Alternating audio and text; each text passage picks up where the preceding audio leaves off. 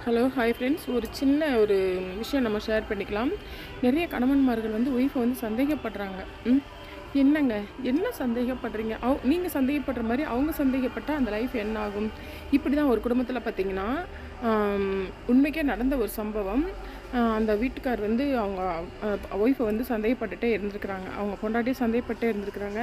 இது சின்ன வயசுலேருந்து பார்த்து பார்த்து வளர்ந்த அந்த பையன் என்ன பண்ணிட்டான், நம்ம குழந்தைகளுக்கு என்ன சொல்லி கொடுக்குறோமோ அதுதான் குழந்தைகள் கற்றுக்கிறோம். சரிங்களா?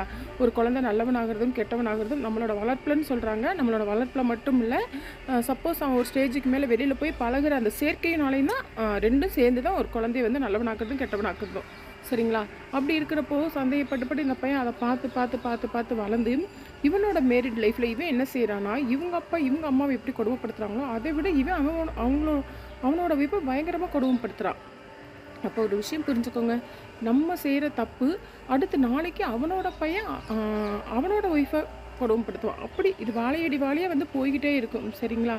என்ன சொல்ல வர்றேன் அப்படின்னா, ஒரு சந்தேகம்னு ஒன்று இருக்கா, அதை வளர்த்துட்டு போகாதீங்க. அங்கே என்ன நடக்குது, உண்மைக்கே அங்கே தப்பு நடக்குதா அப்படிங்கிறத தெளிவுபடுத்தி அதை அதோட முடிச்சுக்கோங்க.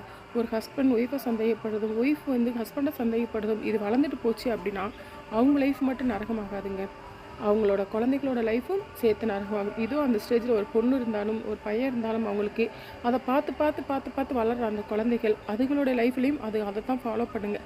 சரிங்களா? நம்ம குழந்தைகளுக்கு நிறைய சொத்து சேர்த்து வைக்கணும், அது சேர்த்து வைக்கணும், அதெல்லாம் வேணாங்க. நான் சொல்கிறேன், குழந்தைகளுக்கு நிறைய சொத்து சேர்த்து வைக்கணும்னு எந்த ஒரு பேரண்ட்ஸும் நினைக்காதீங்க. சரிங்களா? குழந்தைகளுக்கு நல்ல குணத்தையும் நல்ல பண்பையும் எப்படி ஒழுக்கமாக வாழணும் அப்படிங்கிறதையும் நீங்கள் கற்றுக் கொடுங்க. எப்படி உழைக்கணும் அப்படிங்கிறத கற்றுக் கொடுங்க. இதுக்கு தெரிஞ்சாலே போதுங்க, அந்த குழந்தைங்க லைஃப்பில் நல்லா முன்னுக்கு வந்துடும். ஒவ்வொரு பேரண்ட்ஸும் முடிச்சுக்கிட்டு இன்றைக்கி பார்த்தீங்கன்னா குழந்தைகளை கூட பார்க்க முடியாமல் வேலை சொத்து சேர்க்கணும், எப்படி அப்படி பார்த்துக்கணும் இப்படி பார்த்துக்கணும், வேண்டாங்க. அதெல்லாம் வேண்டாம். குழந்தைகளுக்கு கஷ்டத்தை சொல்லிக் கொடுங்க, குழந்தைகளுக்கு ஒழுக்கத்தை சொல்லிக் கொடுங்க, குழந்தைகளுக்கு நம்பிக்கையை சொல்லிக் கொடுங்க, குழந்தைங்க தனியாக நின்று போராடுற ஒரு தைரியத்தை சொல்லிக் கொடுங்க. குழந்தைகளுக்கு அவங்க மேலே அவங்களுக்கு ஒரு நம்பிக்கை வர்ற மாதிரி இருக்கணும், நீயே உன்னை நம்பணும் அப்படிங்கிறத ஒரு நல்ல விஷயங்களை சொல்லிக் கொடுங்க. சரிங்களா?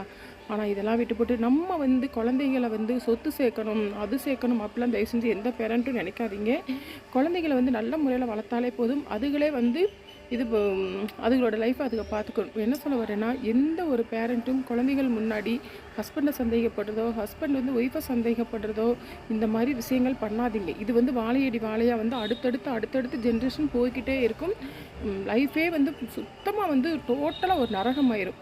ஓகே ஃப்ரெண்ட்ஸ், இது உங்கள்கிட்ட ஷேர் பண்ணிக்கணும்னு தோணுச்சு. ஒரு ஃபேமிலியில் நடந்துக்கிட்டு இருந்த ஒரு உண்மை விஷயம் உங்கள்கிட்ட ஷேர் பண்ணிக்கணும்னு சொல்லி எனக்கு தோணுச்சு. அதனால தான் ஷேர் பண்ணிக்கிட்டு இந்த தப்பை நம்மளாம் பண்ணக்கூடாது அப்படிங்கிறதுக்காண்டியும் சொல்கிறேன். Okay friends, okay.